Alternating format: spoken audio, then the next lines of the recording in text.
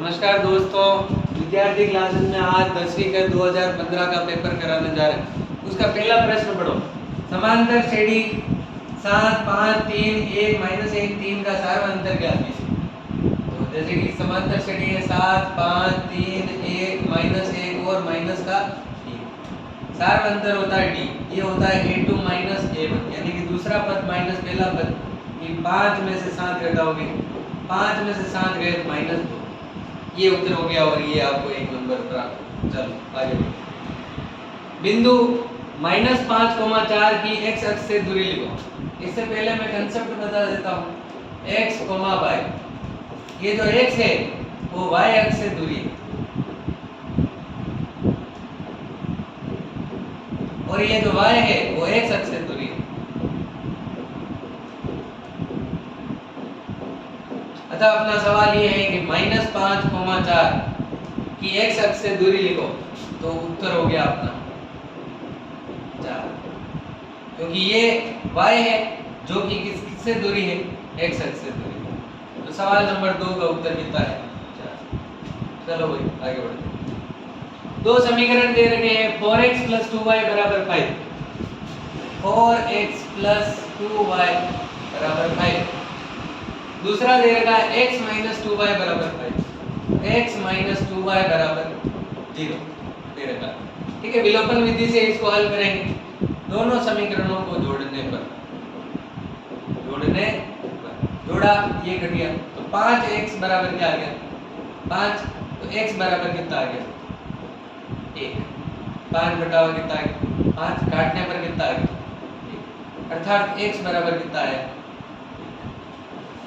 x का मान किसी भी एक समीकरण में रख देते। x का मान किसी भी एक समीकरण में रख दिया, माना कि इसको समीकरण 1 मान लिया, x का मान इसमें रखा, तो 4 × 1 + 2y बराबर कितना हो गया, 5। 4 × 4 2y बराबर कितना हो गया, 5 - 4, अर्थात 2y बराबर कितना, 1, और y बराबर कितना हो गया, 1/2। y का मान 1/2 आ गया, x का मान 1 आ गया। ये इसका उत्तर हो गया। आगे बढ़ते हैं। अभाज्य गुणनखंड विधि द्वारा 96 और 404 का HCF ज्ञात कीजिए। 96 के टुकड़े करेंगे हम, ठीक है, और 404 के भी हम क्या करेंगे, 96 और 404 के टुकड़े करेंगे। ठीक, एक ये विधि है, एक नई विधि हो रही है, उससे बात करते हैं। अगले पेज पे ले लेता हूँ उसको। 404 में हम 96 का भाग लगाएंगे। ठीक, 404 में 96 का भाग लगाएंगे, भाग जाएगा 4 बार, तो 96 × 4 करते हैं 9 चौक 6 चौक 24, हाथ से लगा ऊपर 2, 9 चौक 36, 37 38। ये उत्तर आएगा। और कितनी बार गया भाग, 4 बार। तो बाकी करने पर 0, यहाँ पे कितना प्राप्त होगा, 2। अब हम भाग लगाएंगे इसमें इस 96 में, ठीक है। अब ये भाग कितनी बार गए, 4 बार, आया कितना, 80, बचा कितना, 16। अब 16 का भाग किसमें लगाएंगे, फिर 16 एकम 16 एकम, तो रिमाइंडर कितना बचा, 4। अब इस 4 में किसका भाग लगाएंगे, वापस 16 का भाग लगेंगे, 4 एकम 4, 4 चौक 16। जब भी शेषफल 0 बन जाए, इसका मतलब यही संख्या क्या है, HCF। यही संख्या क्या है, HCF कितना हो गया इसका मतलब। आओ देखो, हमने 96 का भाग 404 में लगाया, 4 बार गया, 20 रिमाइंडर। 20 का भाग वापस किसमें लगाया, 96 में, फिर 96 में लगाया तो 16 रिमाइंडर बचा, रिमाइंडर माने शेषफल। फिर इस वाली संख्या 20 में वापस किसका भाग लगाए, 16 का। ऐसा तब तक भाग लगाते गए जब तक शेषफल कितना नहीं आ गया, 0। और जिससे शेषफल 0 आ गया वही संख्या क्या है, चलिए आगे बढ़ते हैं। चिंता ना करें, इसकी पीडीएफ आपको मिल जाएगी, ठीक है। क्वेश्चन नंबर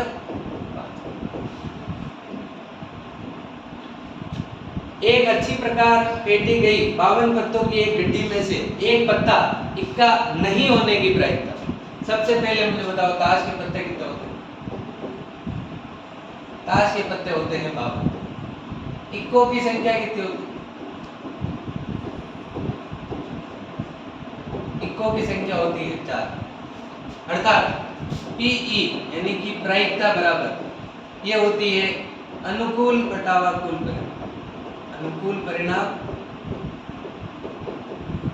बटावा कुल परिणाम। अनुकूल परिणाम कितना है? 4 और कुल परिणाम कितना है? 52। तो इक्का आने की प्रायिकता हो गई 1/13। 4 एकम 4 और 13 चौक। अब देखो एक सूत्र होता है इसमें पीई डैश यानी कि नहीं आने की प्रायिकता बराबर 1 माइनस ए की प्रायिकता। अर्थात 1 माइनस 1/13। एलसीएम लिया, इसको इसमें से घटा दिया, कितना आ गया? 12/13। तो 52 पत्तों की गिड्डी में से एक पत्ता इक्का नहीं होने की प्रायिकता कितनी है? 12/13।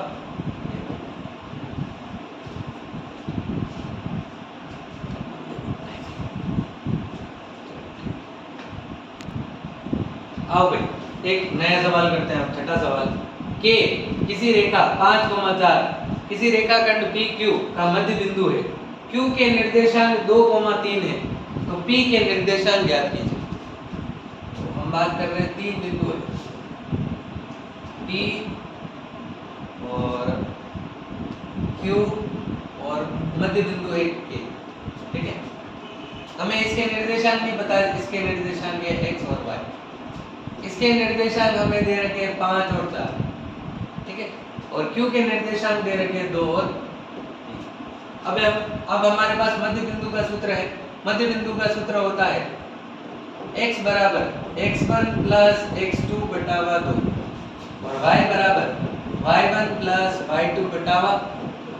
परंतु हमारे पास ये क्या है? दे रखे हैं, क्या दे रखे हैं? मध्य बिंदु। मध्य बिंदु दे रखे हैं x और y की वैल्यू कितनी है? 5 और 4। तो हम यहाँ पे रखेंगे क्या? 5 बराबर x की वैल्यू नहीं पता है, x1 की वैल्यू हमें पता नहीं है, इसीलिए हम क्या लिखेंगे? x। x2 की वैल्यू हमें पता है, कितना लिखेंगे? 2 बटावा कितना? 2 को 10 इससे गुणा कर दिया 10 हो गया। x प्लस कितना हो गया? 2। x बराबर कितना हो गया? 8। फिर हम इधर बात करते हैं, y बिंदु की चर्चा करते हैं। y के निर्देशांक कितने हैं? 4। यहाँ पे y1 कितना है? y और y2 कितना है? y2 है 3 बटावा क्या? तो इससे गुणा हो गया, कितना हो गया? 8 बराबर y प्लस 3। ठीक है, 3 इधर आ गया तो y बराबर कितना हो गया? तो हमें जो बिंदु प्राप्त हुआ वो P बिंदु के निर्देशांक क्या है? 8,5। ठीक है, आगे बढ़ते हैं। प्रश्न संख्या 8। 4 सेंटीमीटर त्रिज्या वाले वृत्त के किसी बिंदु पर कितनी स्पर्श रेखाएं खींची जा सकती है? क्वेश्चन नंबर 8 एक बढ़िया टेक्निकल सवाल है। उसके लिए हम पहले वृत्त बनाते हैं। हमने एक सर्कल बना लिया। ठीक है, अब उस सर्कल पर एक कोई बिंदु ले रहे हैं। 4 सेंटीमीटर त्रिज्या वाले वृत्त के किसी बिंदु पर कितनी स्पर्श रेखाएं खींची जा सकती है? मान लिया मैंने कोई ये बिंदु क्या है P, और यहाँ से यहाँ तक इसकी रेडियस कितनी? 4 सेंटीमीटर। अब इस बिंदु पर कितनी स्पर्श रेखाएं खींची जा सकती है? तो हम खींच के देखते हैं।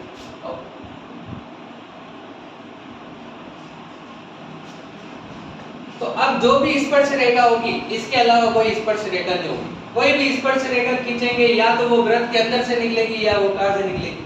बाहर से। अर्थात जो भी बाकी की रेखाएं हैं वो छेदक रेखाएं होंगी, स्पर्श रेखा नहीं होगी। अर्थात कितनी स्पर्श रेखा हो सकती है? केवल कितनी हो सकती है?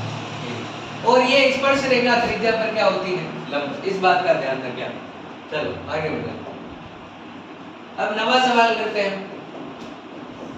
नवा सवाल ये है कि 14 सेंटीमीटर व्यास वाले वृत्त की परिधि ज्ञात कीजिए। और फिर से सर्कल बना दो।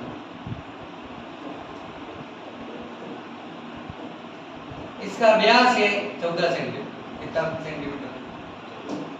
तो 14 सेंटीमीटर व्यास। तो व्यास का आधा होता है त्रिज्या, तो त्रिज्या कितनी होगी 7 सेंटीमीटर। अब परिधि का सूत्र जो होता है वो होता है 2 पाई r, वृत्त की परिधि। ये परिधि का सूत्र क्या है 2 पाई r, 2 इंटू पाई का मान 22/7 इंटू r कितना है 7 से 7 कट गया, अर्थात 2 इंटू कितना आ गया 22, 2 इंटू 22 कितना हो गया 44 सेंटीमीटर परिधि का उत्तर आया। अगर आप घर पे प्रयास करना चाहते हैं तो r बराबर कितना लीजिएगा 7, r बराबर कितना लीजिएगा 14, r बराबर कितना लीजिएगा 21, r बराबर कितना लीजिएगा 28, और इनके सवाल आप घर पे प्रयास करिएगा। चलिए आज का आखिरी सवाल करते हैं हम ए सेक्शन का, क्वेश्चन नंबर 10। उसने कहा है कि 8 त्रिज्या वाले वृत्त के एक त्रिज्य खंड जिसके अंशों का कोण थीटा है, तो चाप की लंबाई का सूत्र क्या है? चाप की लंबाई का सूत्र लिखिए। ये एक वृत्त है, ठीक है, उसमें हम त्रिज्य खंड बना रहे हैं। जो ये पिज्जा की तरह आपको स्लाइस दिख रही है वही क्या है त्रिज्य खंड। त्रिज्य खंड केंद्र पर आंतरिक कोण कितना होता है? तो चाप की लंबाई, चाप की लंबाई, चाप की लंबाई जो कि पूरी परिधि होती है, पूरी परिधि होती है 2 पाई r, परंतु 2 पाई r में से हम कितना ले रहे हैं खाली थीटा, और उसमें से पूरा भाग कितना है 360। तो हम क्या करेंगे यहाँ से काट देंगे 2 के बाद से, 2 एकम 2 और 180। तो इसका सूत्र हुआ पाई r थीटा बटावा 180, और इसे कैपिटल L से लिखते हैं। धन्यवाद। बाकी के प्रश्न हम कल करेंगे।